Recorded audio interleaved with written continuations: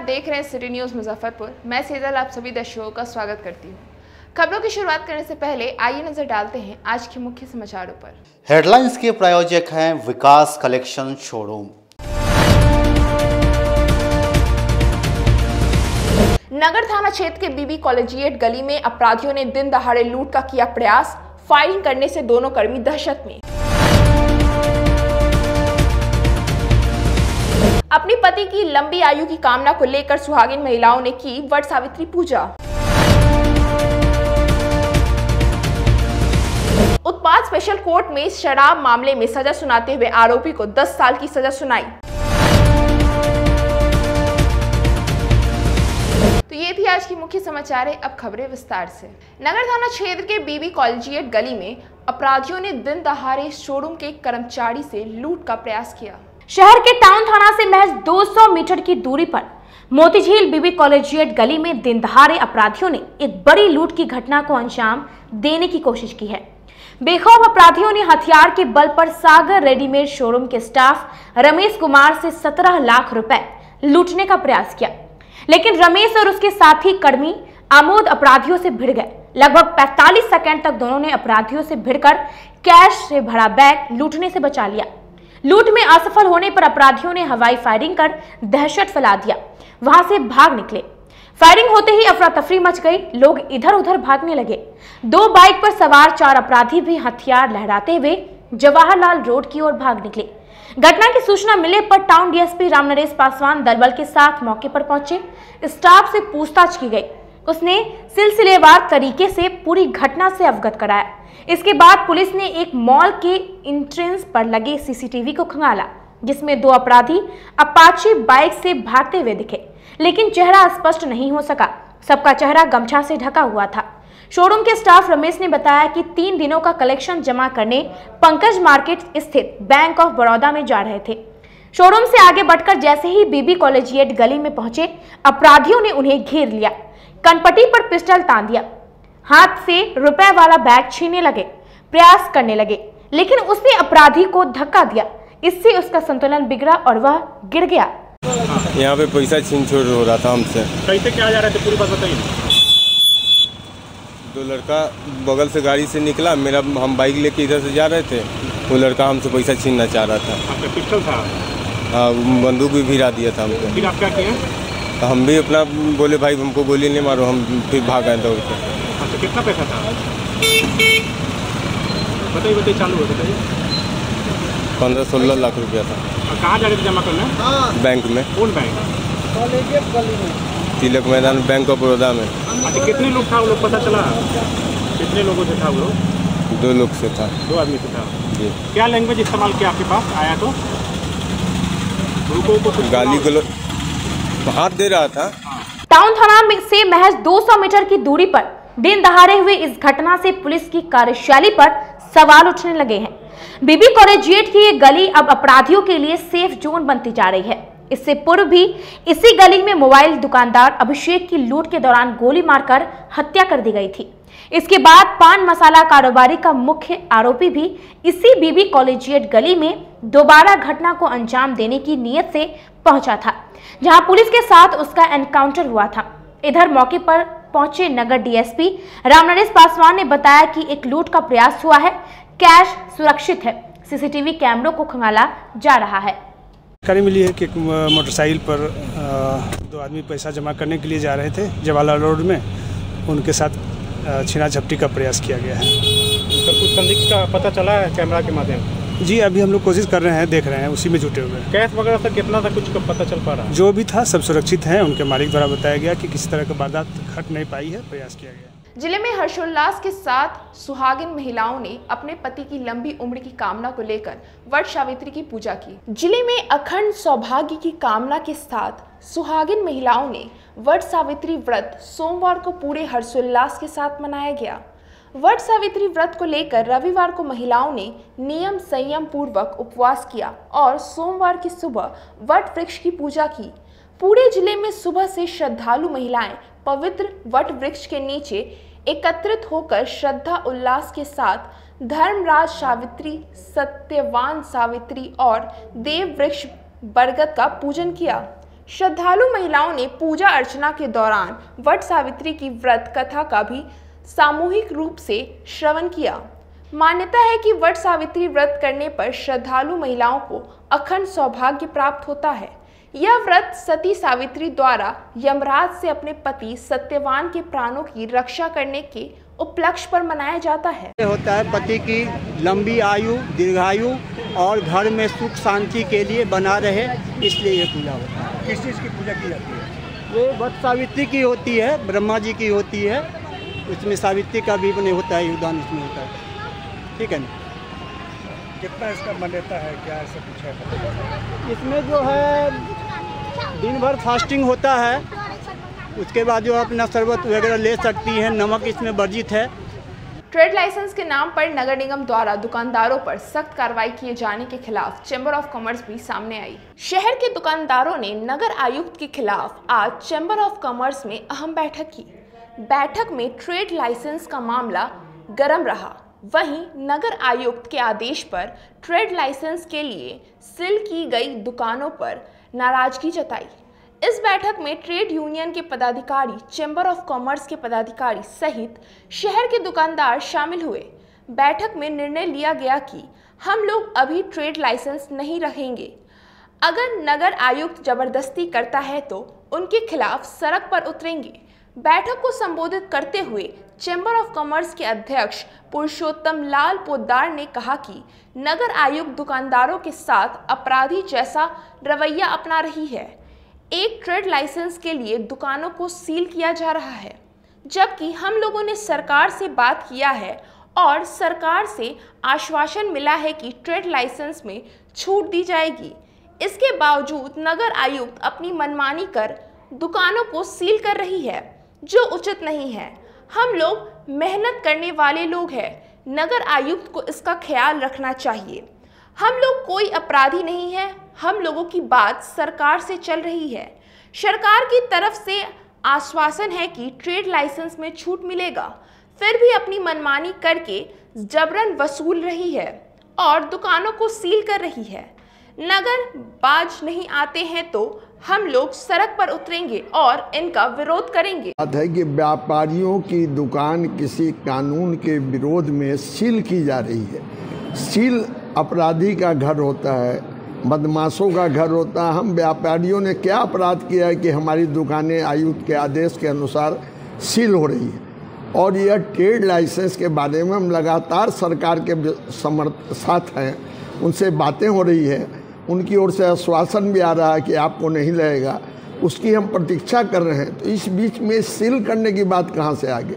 और हम उनको आगाह करना चाहते हैं, अगर आपने व्यापारियों की दुकान सील की तो ये ट्रेड यूनियन की मीटिंग आज इसीलिए बुलाए हैं। हर क्षेत्र के व्यापारी अपने अपने दुकानों को स्वतः बंद करके विरोध दर्शाएंगे और आयुक्त को बताएंगे कि हम लुच्चे लफंगे नहीं, हम व्यापारी हैं, काम करने वाले हैं और हम लोग 3 साल से दुखी हैं। कोरोना काल में हम लोगों ने टैक्स भी दिया है, आपके कर्मचारियों की तनख्वाह भी दी है और किराया दिया है, उसके बाद कमाई नहीं हुई है।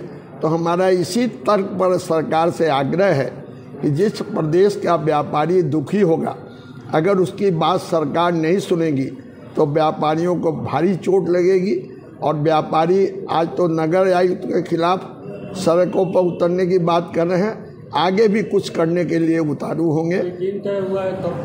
अभी की मीटिंग इसीलिए बुलाई गई है कि क्या करेंगे, कै घंटे करेंगे, कब करेंगे, ये बैठक के बाद आपको बता दिया जाएगा, सबकी राय लेने के बाद होगा। यह कोई व्यक्तिगत निर्णय नहीं है कि अध्यक्ष या हमारे महामंत्री जी ले लें। यह निर्णय ट्रेड के जो अध्यक्ष और सेक्रेटरी को बुलाए हैं उनका सुनेंगे। 5 वर्ष पूर्व गली के नाले और सड़क निर्माण को लेकर शिलान्यास किया तो गया, लेकिन आज तक इसका निर्माण कार्य शुरू नहीं हुआ। निगम की उदासीनता का शिकार हो रहे हैं वार्ड नंबर 15 कर्पूरी नगर के मोहल्ले वासी। वर्षों तक जनप्रतिनिधियों और अधिकारियों तक फरियाद लगाने के बाद गली के मुहाने पर नाला निर्माण के लिए 2017 में चुनाव के ठीक पहले शिलापट लगाकर तत्कालीन मेयर वर्षा रानी, वार्ड पार्षद गनीता देवी और वर्तमान नगर विधायक विजेंद्र चौधरी ने रिबन काटकर जल्द नाला निर्माण का आश्वासन दिया। लेकिन शिलान्यास के 5 साल बाद भी आज तक नाला का निर्माण नहीं हो सका, जिस वजह से मोहल्ले वासियों को सड़क पर बह रहे गंदे पानी से होकर गुजरना पड़ रहा है। गंदे पानी के कारण होने वाली बीमारी से लोग ज्यादा भयभीत हैं। स्थानीय लोग बताते हैं कि नाला नहीं होने से भारी परेशानी झेलनी पड़ रही थी। जलजमाव के कारण मेहमान भी घर पर नहीं आना चाहते थे। मच्छरों के प्रकोप व दुर्गंध के कारण रहने में मुश्किल हो रही थी।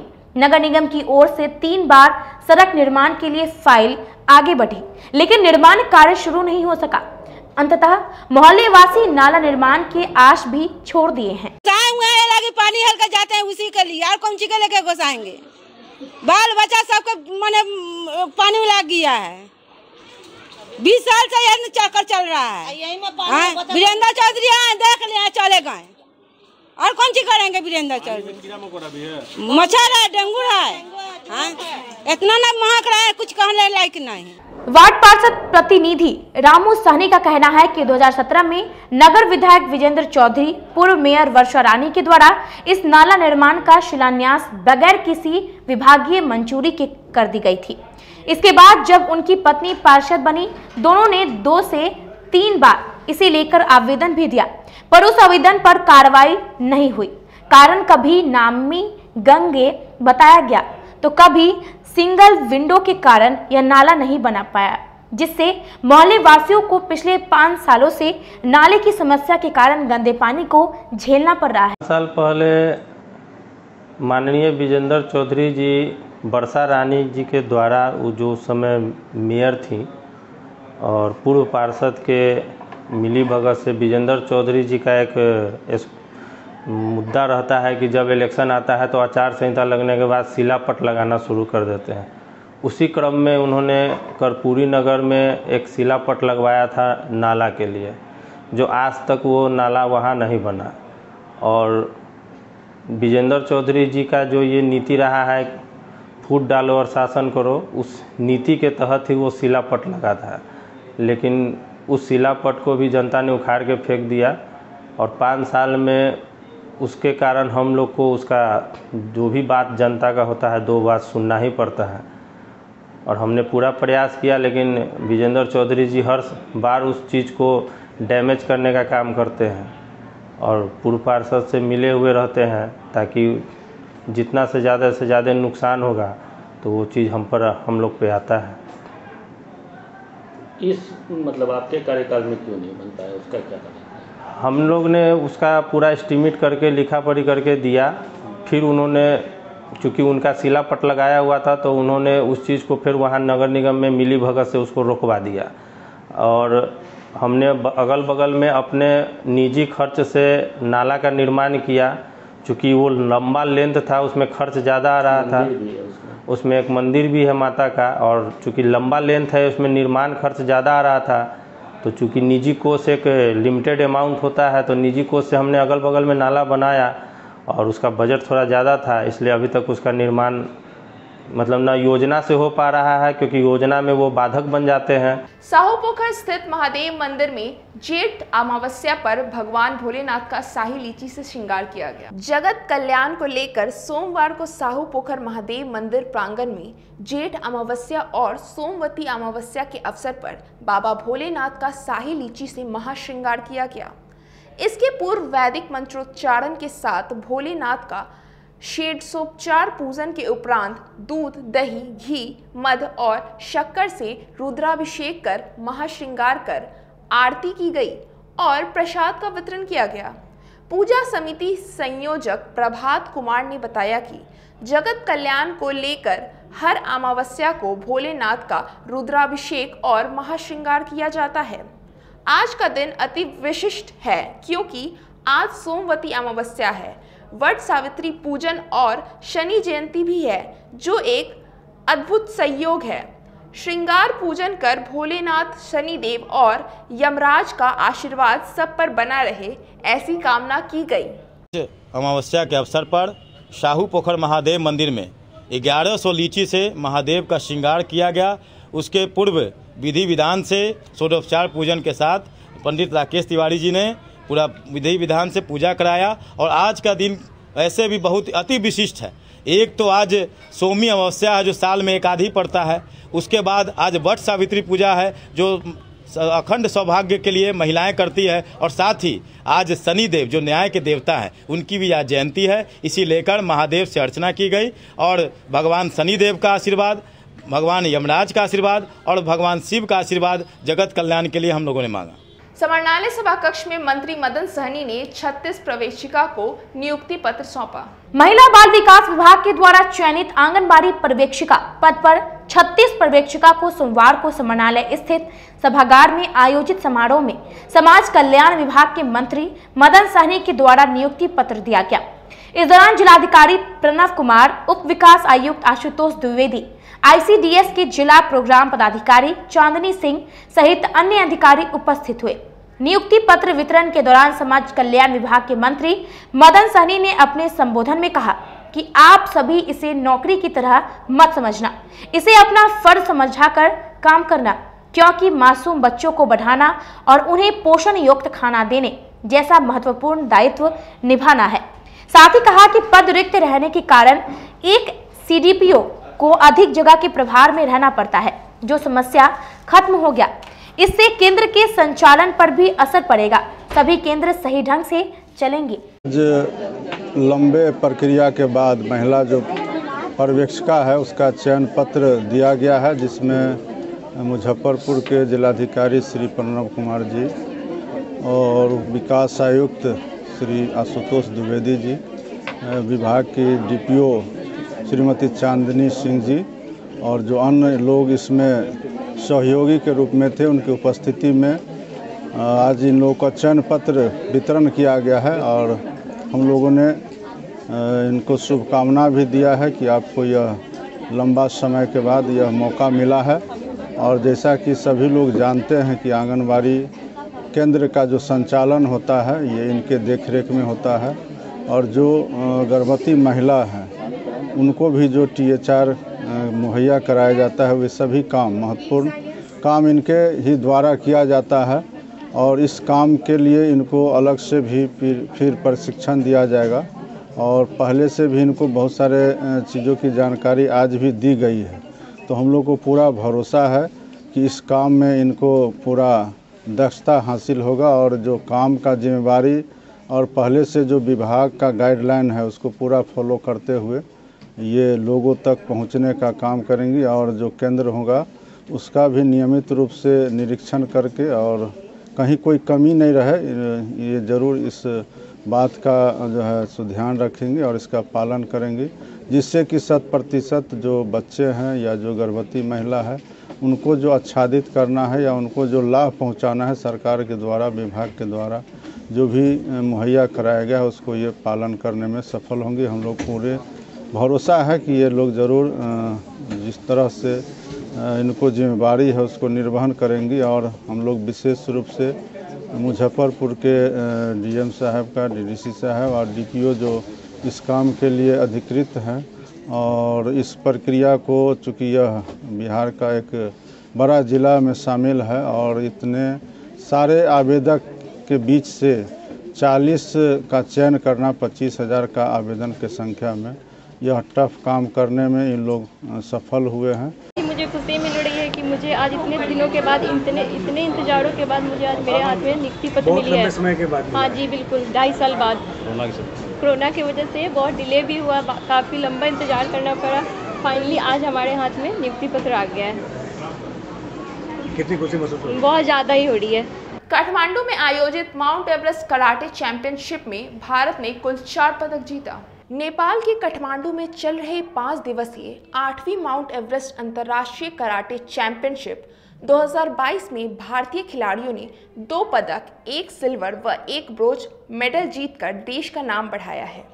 अंतर्राष्ट्रीय प्रतियोगिता में अलग अलग कैटेगरी में बिहार के कुल 10 खिलाड़ियों का चयन कर India Jain do Sen karate federation के द्वारा इंडियन टीम को भेजा गया था।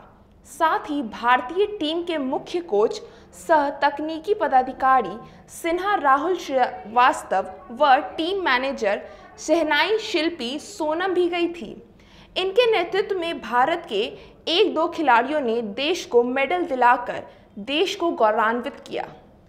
समापन समारोह के मुख्य अतिथि राष्ट्रीय खेल परिषद नेपाल के सचिव द्वारा विजेता खिलाड़ियों को मेडल पहनाकर भी सम्मानित किया गया।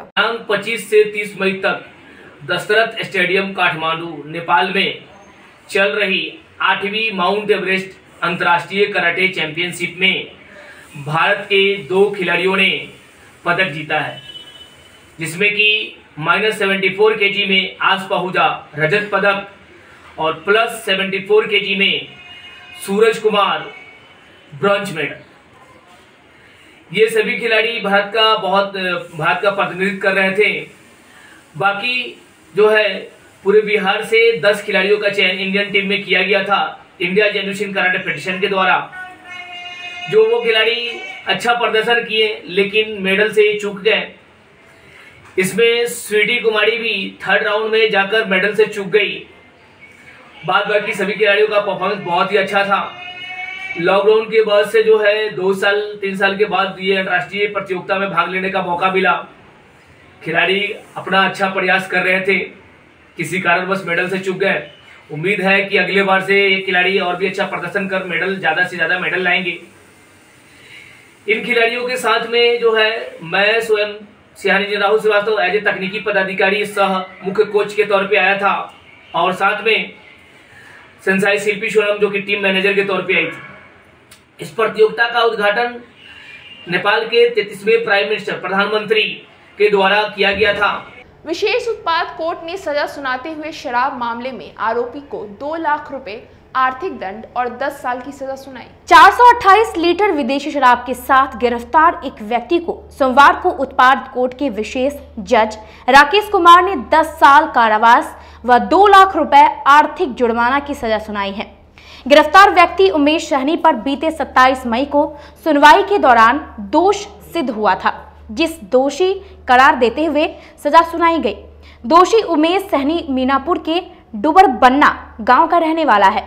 वहीं इस मामले में 5 आरोपी फरार चल रहे हैं। जानकारी के अनुसार वर्ष 2020 में 16 जुलाई को पुलिस को गुप्त सूचना मिली थी कि हथौड़ी थाना क्षेत्र के माधोपुर में शराब की बड़ी खेप मंगाई गई है। हथौड़ी थानेदार के नेतृत्व में पुलिस टीम का गठन कर जब छापेमारी किया गया तो 1 ट्रक शराब को अनलोड किया जा रहा था। पुलिस को देखते ही वहां मौजूद सभी लोग फरार हो गए, लेकिन एक व्यक्ति उमेश सहनी जो ट्रक के ऊपर था वह पकड़ा गया। पुलिस ने उसे गिरफ्तार कर जेल भेज दिया था, जिसकी सुनवाई चल रही थी। वहीं उसकी निशानदेही पर 5 लोग मुकेश सहनी, राजीव सहनी, अजय सहनी, भूषण राय और नवल किशोर राय पर नामजद प्राथमिकी दर्ज की गई थी, लेकिन अब तक इन लोगों की गिरफ्तारी नहीं हुई है। यह सभी लोग फरार चल रहे हैं। 5 आरोपी मीनापुर थाना क्षेत्र के शाहपुर मनिकपुर का रहने वाला है। पुलिस इन लोगों की गिरफ्तारी के लिए लगातार छापेमारी कर रही है, लेकिन अब तक इन लोगों की गिरफ्तारी नहीं हुई है। अपर विशेष लोक अभियोजक सत्येंद्र प्रसाद ने बताया कि उत्पाद अधिनियम के तहत दोषी उमेश सहनी पर प्राथमिकी दर्ज था, जिसका लगातार सुनवाई चल रही थी। इस मामले में न्यायाधीश राकेश कुमार ने सजा सुनाई है। हथौड़ी कांड संख्या 153-20, जिसमें अभियुक्त उमेश सहनी को माननीय न्यायालय श्री राकेश कुमार विशेष जज उत्पाद फर्स्ट के द्वारा सजा सुनाई गई है। इसमें सजा में उत्पाद अधिनियम की धारा 30A के अंतर्गत सजा सुनाई गई है। इसमें 10 वर्ष का कारावास और 2 लाख रुपया जुर्माना की राशि की सजा सुनाई गई है। जुर्माना की राशि नहीं देने पर 1 लाख रुपये, जुर्माना की राशि नहीं देने पर 1 साल अतिरिक्त कारावास की सजा सुनाई गई। किस थाने का मामला है और क्या है? ये हथौड़ी थाना कांड संख्या 153-20 है। क्या बरामद हुई थी यहाँ? ये हथौड़ी थाना के अंतर्गत माधोपुर गांव में ट्रक से शराब उतारा जा रहा था। पुलिस को गुप्त सूचना मिली और गुप्त सूचना के आधार पर पुलिस जो है वहाँ पहुँची। पुलिस को पार्टी को देखकर 4-5 व्यक्ति भागने लगे। चौकीदारों के द्वारा पहचान किया गया, जिनका नाम जो है राजीव सहनी, मुकेश सहनी, अजय राम, भूषण राय, नवल किशोर राय है। ये लोग भागने में सफल रहे। एक अभियुक्त पकड़ा गया जो ट्रक पर से कार्टून उतार रहा था, शराब का कार्टून उतार रहा था। उसका नाम था उमेश सहनी। पिता स्वर्गीय विष्णुदेव सहनी, साकिम डुबरवाना, थाना मीनापुर। मतलब आज एक को सजा हुई है। हाँ। तो कितने लोगों पे प्राथमिकी दर्ज है? प्राथमिकी जो है इसके अलावा 5 लोगों पर। अब वक्त हो चला एक छोटे से ब्रेक का। बने रहिए हमारे साथ city news Muzaffarpur.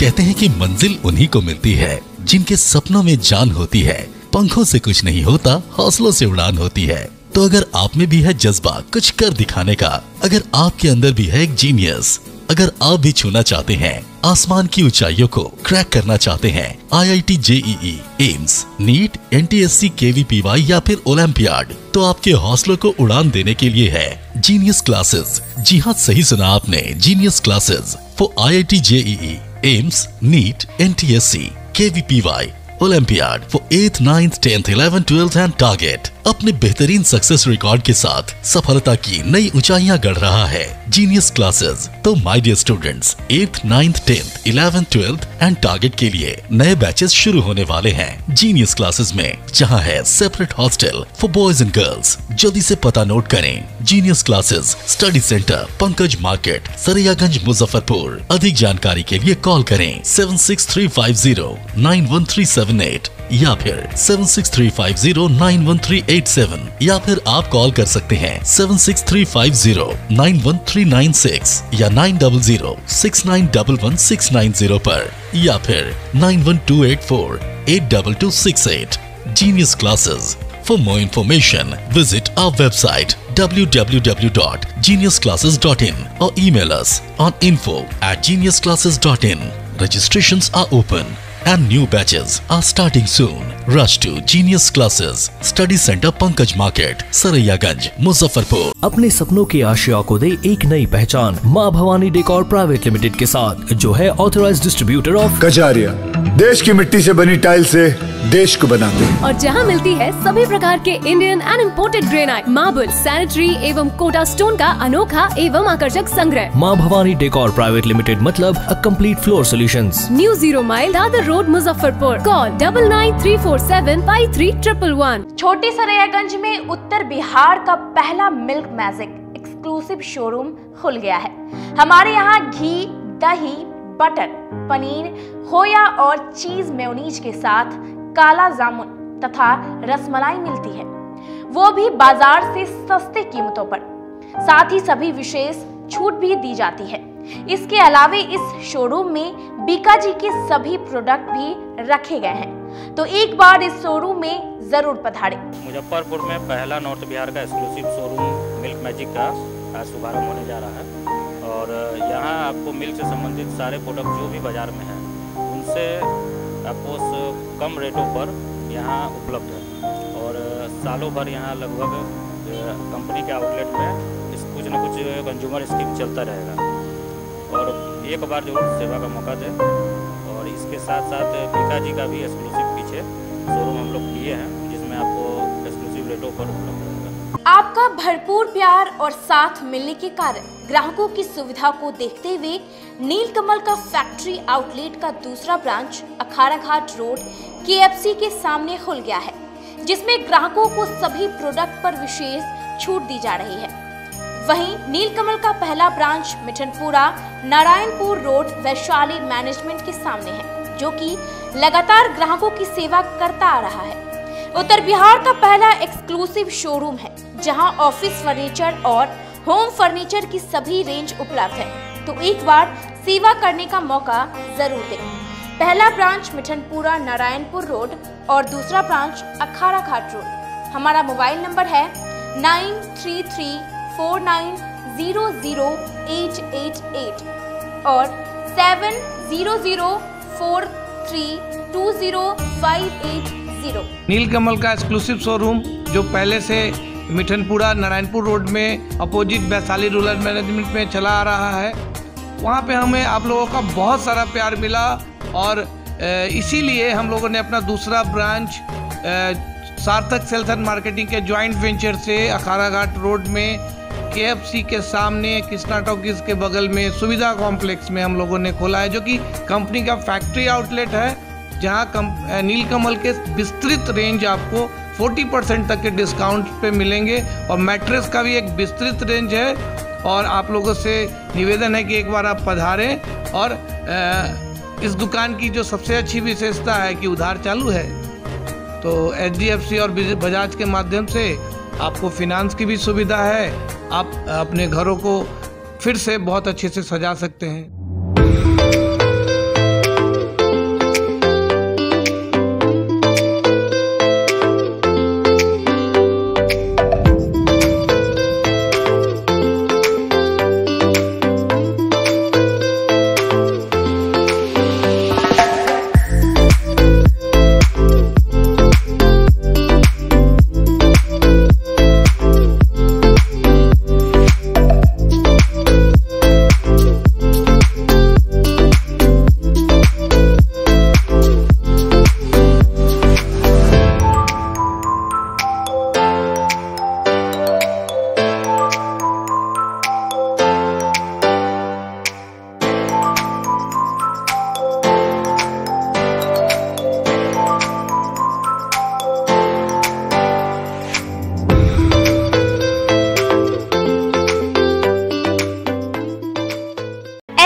International School.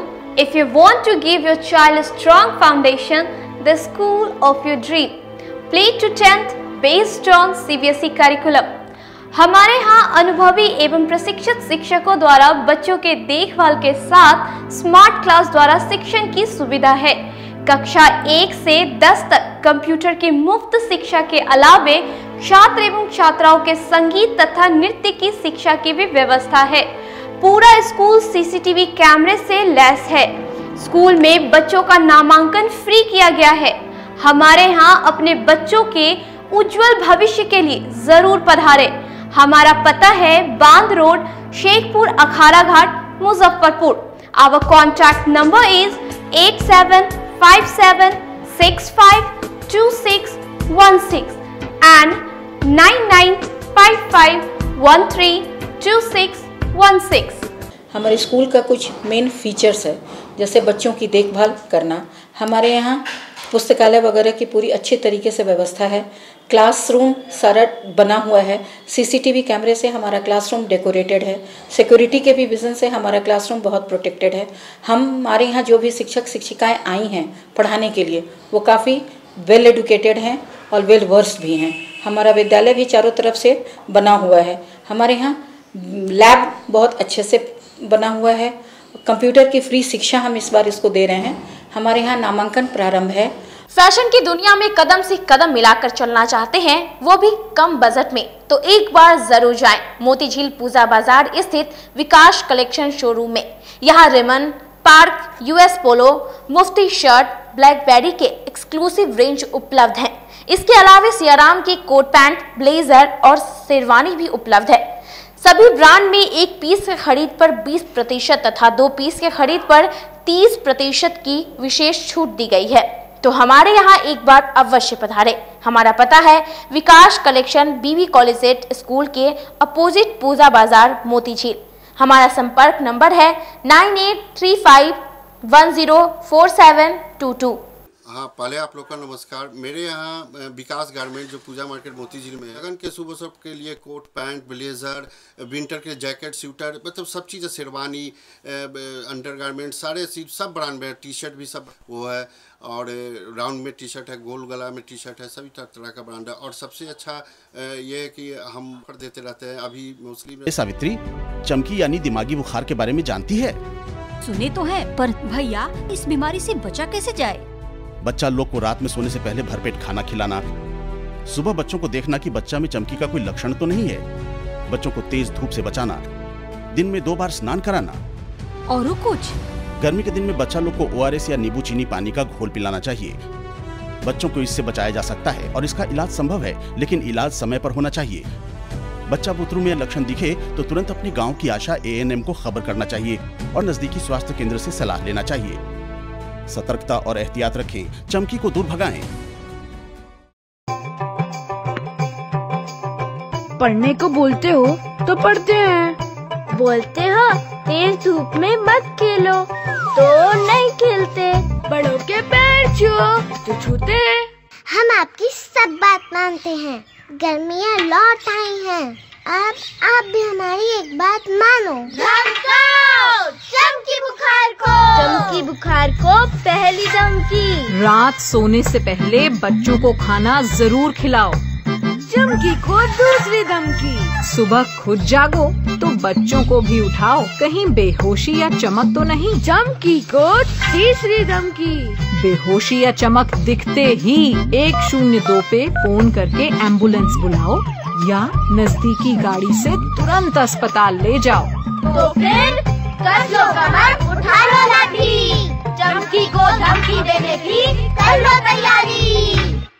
मैं पूरे जिले वासियों से अपील करना चाहता हूं कि ये महीने जो विशेष रूप से मई और जून के महीने होते हैं, इसमें प्रायः पिछले वर्षों के जो अनुभव रहे हैं, चमकी के काफ़ी मामले आते हैं और जो मुख्य रूप से प्रभावित लोग होते हैं वो बच्चे हैं और इनको समय पर चिकित्सा मिलना और इनको ये चमकी बुखार न हो, ये सारी व्यवस्था सुनिश्चित करने का लगातार प्रयास किया जा रहा है और प्रत्येक पंचायत में इसको लेकर जागरूकता के अभियान चलाए जा रहे हैं। उद्देश्य बड़ा स्पष्ट है कि ये महीने मुख्य रूप से गर्मी के होते हैं। बच्चों को यथासंभव धूप में न निकलने दिया जाए, बच्चों को कुछ न कुछ खिला करके ही सुलाया जाए।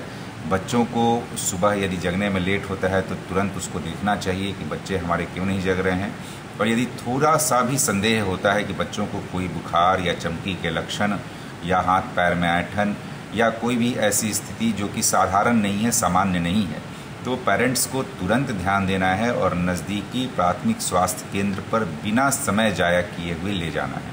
मैं एक बार पुनः आपको बताना चाहूँगा कि बिना समय जाया किए हुए, क्योंकि इसमें हम लोगों ने पाया है कि वैसे बच्चों में जिसमें चमकी बुखार के लक्षण पाए गए, यदि उनको समय हम लोगों ने प्राथमिक स्वास्थ्य केंद्र पर ला करके चिकित्सा दी है तो उनको अच्छी तरीके से बचाया जा सकता है। आवश्यकता होने पर उनको मेडिकल कॉलेज भेजा जाता है और नहीं तो प्राथमिक स्वास्थ्य केंद्र पर ही उनकी प्राथमिक चिकित्सा करके उन्हें ठीक कर दिया जाता है।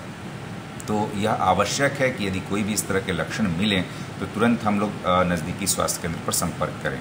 दूसरी बात यह है कि यह मामला आने ही नहीं दें और इसके लिए आवश्यक है, जैसा मैंने बताया, कि बच्चों को धूप में न निकलने दिया जाए, सड़ी गली या हवा में खुली हुई खाद्य सामग्री से परहेज किया जाए, रात में निश्चित रूप से कुछ खिलाकर सुलाया जाए, यथासंभव मीठा खिला करके सुलाया जाए और यह प्रयास किया जाए कि बच्चे गर्मी से दूर रहें। इसके बावजूद हम लोग पूरी तरह से तैयार हैं और सारी चिकित्सा व्यवस्था जो हमारी है, सभी लोगों को पूरी ट्रेनिंग दी जा चुकी है, सभी लोग तत्पर हैं। हर एक गांव में हमारे पदाधिकारी जा रहे हैं और लोगों को जागरूक करने का प्रयास कर रहे हैं। आप सभी लोगों के पास अपने नज़दीकी स्वास्थ्य केंद्र का, ANM दीदी का, आंगनबाड़ी सेविका का और आशा दीदी का नंबर आपके पास रहना चाहिए कि यदि आवश्यकता हो तो आप तुरंत संपर्क कर सकें। सरकार के स्तर पर यदि आप यह भी सुविधा दी गई है कि यदि आप किसी भी वाहन से अपने प्राथमिक स्वास्थ्य केंद्र पर आते हैं तो उस वाहन की राशि सरकार के द्वारा प्रतिपूर्ति की जाएगी। तो एक बार मैं पुनः अपील करना चाहता हूं कि चमकी बुखार को दूर भगाना है, मुजफ्फरपुर को इससे बचाना है और इसके लिए आप सभी का सहयोग, सभी की जागरूकता आवश्यक है। इसलिए आप लोग मिल करके, हम लोगों के साथ मिल करके चमकी बुखार को दूर भगाने में और इससे हम लोग इसको बिल्कुल इस साल न आने दें और यदि केस आते भी हैं तो तुरंत हम उसे चिकित्सा करके ठीक कर सकें। इसमें आप सभी की भागीदारी अपेक्षित है। ब्रेक के बाद एक बार फिर आप सब दर्शकों का स्वागत है। अब बढ़ते हैं आगे की खबरों की ओर। MSKV कॉलेज में फिजिक्स और साइकोलॉजी विभाग द्वारा संयुक्त रूप से दैनिक जीवन विषय पर सेमिनार का आयोजन किया। महिला शिल्प कला भवन कॉलेज में आज फिजिक्स और साइकोलॉजी डिपार्टमेंट के संयुक्त तत्वाधान में दैनिक जीवन में मनोभौतिक की भूमिका विषय पर एक दिवसीय सेमिनार का आयोजन किया गया। इस सेमिनार में विद्वानों ने छात्रों को साइकोलॉजी और भौतिकी के बारे में साथ ही इन दोनों को जोड़कर मनोभौतिकी के बारे में बताया। विद्वानों ने कहा कि आज मनोभौतिकी परिसर चल रही है और साइकोलॉजी को एक नया रूप दिया जा रहा है। साइकोलॉजी मन को बताता है और भौतिकी बॉडी को बताता है। साइकोफिजिक्स अध्ययन कर हम मन और बॉडी दोनों को जान सकते हैं और दोनों को बराबर रख सकते हैं, क्योंकि हम लोग शरीर को पूरा जानते हैं लेकिन मन को पूरा नहीं जान पाते हैं। आज बड़े बड़े विद्वान साइकोफिजिक्स का इस्तेमाल कर क्वांटम कंप्यूटर बनाने की बात कर रहे हैं। वहीं डॉक्टर माला मुखिया उपाध्याय ने कहा कि हम लोगों को क्वांटम फिजिक्स के बारे में जानना जरूरी है, साथ ही साइको फिजिक्स को जानकर आगे बढ़ सकते हैं। जो सेमिनार है ये department of psychology and department of physics का मिलित समाहार है। जैसे कि मैम ने बताया, साइकोलॉजी में बहुत सारा भौतिकी की फिजिक्स की एप्लीकेशन है और सबसे नया जो एप्लीकेशन है वो है क्वांटम फिजिक्स का। क्वांटम फिजिक्स वो है जहां हम अणु, परमाणु, उससे भी छोटा जो कणा है उसके बारे में पढ़ाई करते हैं और क्वांटम फिजिक्स का यूज़ करके आज के दिन में क्वांटम कंप्यूटर का तैयारी किया जा रहा है। तो इसी कॉन्सेप्ट को, इसी हाइपोथेसिस को काम में लगाया जा रहा है साइकोलॉजी में भी। कहाँ? ताकि साइकोलॉजी में हमारा जो बॉडी एंड माइंड ये दो है। हाँ, शरीर से मन भी जुड़ा होता है और मन का अंदाज़ा नहीं होता है। मन के बारे में पठन ही साइकोलॉजी का मेन उद्देश्य है, क्योंकि मन को हम पूरा नहीं जानते और शरीर को छोड़कर हम मन के बारे में नहीं बोल सकते। मतलब दोनों साथ साथ चलते हैं। एक को आप पूरा जान पाते हैं तो दूसरे को पूरा नहीं जान पाते हैं। जैसे हमारा कॉन्शियस माइंड, सब कॉन्शियस माइंड, ऐसे माइंड का अलग अलग स्टेप्स है। ऐसे भी क्वांटम फिजिक्स जो बोलते हैं, जो वेव पार्टिकल डुअलिटी के बारे में, इसका मतलब हुआ हर पार्टिकल, हर वस्तु के साथ साथ एक तरंग जुड़ा हुआ रहता है, एक वेव जुड़ा रहता है। अगर वस्तु का अवस्थान हम सटीक तरीके से जानना पाते हैं तो उसका गतिवेग, उसका तरंग किस तरफ जा रहे वो हम सही से नहीं जान पाते हैं। ये हो गया अनसर्टेनिटी प्रिंसिपल। ये जो दोनों प्रिंसिपल का use as hypothesis in psychology किया जा रहा है, जहां mind and body is equivalent to wave and particle. हाँ, नहीं, दोनों को मिलाया जा रहा है। हाइपोथेसिस, क्वांटम फिजिक्स का इसी हाइपोथेसिस को यूज़ करके साइकोलॉजी को एक नए दिशा में लिया जा रहा है। लिफ्ट के सभी पार्टियों ने एकजुट होकर बढ़ती महंगाई और बेरोजगारी को लेकर केंद्रीय सरकार के खिलाफ प्रदर्शन किया। बढ़ती महंगाई और बेरोजगारी समेत 10 सूत्री मांगों को लेकर आज वाम दलों ने संयुक्त रूप से कलेक्ट्रेट में प्रदर्शन दिया। इस प्रदर्शन में सीपीआई, सीपीएम, भाकपा माले और फॉरवर्ड ब्लॉक आदि शामिल हुए। प्रदर्शन को संबोधित करते हुए भाकपा माले के नगर सचिव सूरज कुमार सिंह ने कहा कि केंद्र सरकार गरीब विरोधी कार्य कर रही है, गरीब भूमिहीनों को उजाड़ कर उद्योगपतियों को बसा रही है। जिनके पास रहने के लिए जमीन नहीं है, गरीब है, वैसे लोग सरकारी जमीन में रह रहे हैं तो उन्हें सरकार अतिक्रमण के नाम पर हटा रही है। वहीं अंबानी और अडानी को हजारों एकड़ जमीन मुहैया करा रही है। साथ ही उन्होंने राशन कार्ड रद्द करने के नियम के विरुद्ध आक्रोश दिखाया। उन्होंने कहा कि सरकार गरीबों से राशन कार्ड छीन रही है, जो गलत है। पक्के मकान के नाम पर राशन कार्ड सरेंडर कराया जा रहा है, जबकि बहुत सारे ऐसे लोग हैं जिनके पास पक्का मकान तो है लेकिन वह गरीब है। उन लोगों से भी उनका हक छीन रहा है। वाम दल हमेशा गरीबों के हक के लिए लड़ा है और लड़ता रहेगा। अगर सरकार अपनी गरीब विरोधी नीति को वापस नहीं लेती है तो वाम दल आगे भी अपना आंदोलन जारी रखेगा। और ये प्रदर्शन इस बात को लेकर हो रहा है कि देश बेतहाशा महंगाई की मार से गुजर रहा है। बेरोजगारी उसी कदर जो है कि रफ्तार पकड़े हुए है। आम लोग का जीवन जीना काफ़ी कठिन हो गया है और इस कठिन दौर में सरकारें हाथ पर हाथ धरी हुई बैठी हुई हैं और सरकारें बड़े लोगों के लिए काम कर रही है। शनि जयंती पर गुदरी रोड स्थित भगवान शनिदेव की मंदिर में भक्तों का दिन भर तांता लगा रहा। कर्म फल दाता भगवान शनिदेव की जयंती सोमवार को मनाई गई। शनि जयंती और सोमवती अमावस्या होने से शनि भक्तों का उत्साह दोगुना हो गया है। शहर के प्रमुख मंदिरों में सुबह से ही श्रद्धालु पहुंचने लगे। शनिदेव का तेल से अभिषेक किया गया। वहीं दान पुण्य करके भगवान शनिदेव को प्रसन्न करने का प्रयास किया गया। शहर के पुरानी गुदरी स्थित प्राचीन श्री शनि मंदिर में सुबह से ही श्रद्धालु पहुंचने का क्रम शुरू हो गया। यहाँ भगवान शनि देव को उड़द तेल, काला वस्त्र और अन्य सामग्री चढ़ाई गई। मंदिर के बाहर दान पुण्य करने वाले भी पूरा दिन आते रहे। जयंती है जो हर साल जेठ माह की शुक्ल कृष्ण पक्ष की अमावस्या के दिन आती है और बड़ सावित्री की पूजा भी आज है।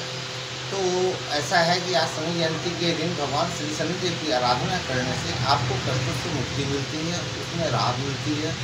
आज की विशेष पूजा शाम संध्या काल में सूर्यास्त होने के बाद मंदिर में दीप का दान, काला कपड़ा तिल, उड़द, गुड़, सरसों का तेल, प्रभु को सरसों के तेल से अभिषेक करने से और आपके जीवन में जो छाया हुआ ये क्या कहते हैं पितृदोष और शनि दोष, ये दोनों में ही आपको छुटकारा मिलता है। इसलिए आज के इस विशेष दिन विशेष पूजा शाम के समय अवश्य ही हर प्राणी को करना चाहिए। जो ढैया और साढ़े सात्विक की दशा से ग्रसित हैं उनको भी राहत मिलती है। और संध्या काल में प्रभु का महाप्रसाद खीर के रूप में वितरण किया जाएगा, जो प्रभु इच्छा तक जब तक चलेगा तब तक वितरण किया जाएगा। अगर आप लोगों से सभी महानुभावों से हमारी प्रार्थना है कि इस मौके से लाभ उठाएं। वार्ड में कई समस्याओं को लेकर वार्ड 32 की पार्षद गीता देवी नगर निगम प्रशासन के खिलाफ धरना दिया। शहर के विभिन्न जन समस्याओं के निदान के लिए आज कलेक्ट्रेट में नगर निगम क्षेत्र के वार्ड नंबर 32 की पार्षद गीता देवी और वार्ड पार्षद की जनता ने एक दिवसीय धरना सह अनशन किया। वार्ड पार्षद गीता देवी ने डीएम को ज्ञापन सौंपकर सरकार से मांग किया कि शहर को जल जमाव से निजात दिलाया जाए, साथ ही ऐसा नाला जो अब तक खुला हुआ है वह बंद किया जाए। वहीं स्मार्ट सिटी के नाम पर चल रही कार्यों में तेजी लाई जाए। नगर निगम के काम को ठीक करने के लिए कई सुझाव दिए। वार्ड पार्षद के धरना की खबर मिलते ही उनके सहयोग में कई और वार्ड पार्षद धरना पर आकर बैठ गए, लेकिन उन्होंने मेयर पर आरोप लगाया कि काम में बाधा डालते हैं। वार्ड पार्षद गीता देवी ने कहा कि उनका वार्ड पेयजल जल जमाव की समस्या से जूझ रहा है। उन्होंने कई बार इस मुद्दे को स्टैंडिंग कमेटी की बैठक में उठाया, लेकिन इस पर कोई निर्णय नहीं हुआ।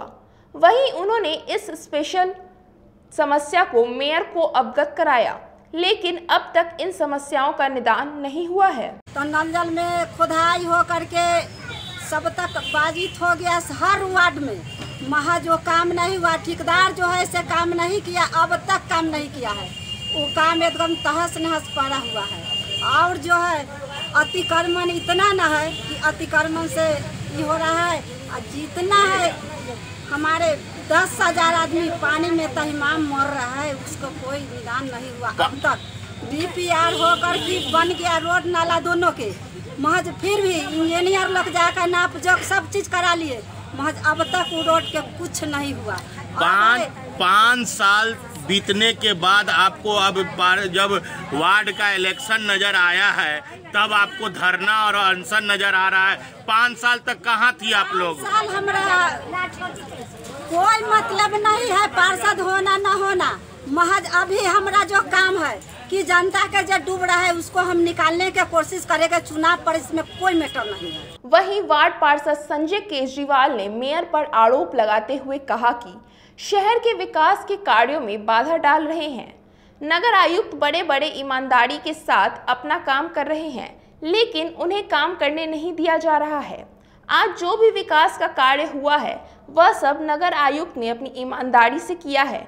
जब हम लोगों ने मेयर की उपस्थिति में शहर की जन समस्याओं को उठाया तो उन्होंने इस पर ध्यान नहीं दिया है और अब नगर आयुक्त पर आरोप लगा रहे हैं कि उन्होंने विकास के कार्य नहीं किए।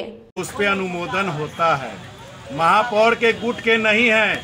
अगर नगर आयुक्त ने अपने स्तर से जनहित में उस मुद्दे को ज्वलंत रूप से समझा, उसको संज्ञान में लिया और अगर उस काम को कराते हैं तो वर्तमान महापौर की स्टैंडिंग कमेटी स्टैंडिंग से यह पास करती है कि बिना स्टैंडिंग महापौर के अनुमोदन के नगर आयुक्त ने जो भी काम कराए हैं उसका भुगतान नगर आयुक्त को अपनी तनख्वाह से देना होगा।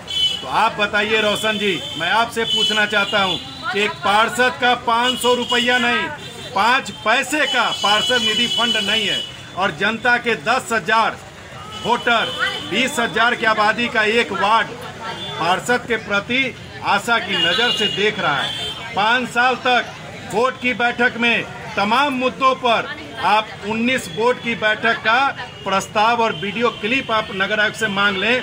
गीता देवी जी बैठी हो 32 की पार्षद, या ये गीता जी 47 की पार्षद, या संजय केजरीवाल आपसे वार्ड 20 का पार्षद बोल रहा है। हम सभी लोगों ने बोर्ड की बैठक में अपने ही वार्ड नहीं अगल बगल के वार्ड, चूँकि रोड के इस तरफ 32 है तो इस तरफ 33 है, इस तरफ 34 है तो इस तरफ 35 है, यहाँ शहर क्षेत्र वार्ड जरूर बटा हुआ है लेकिन नाला का पानी 32 से 33, 34 होते हुए 31 को जाएगा।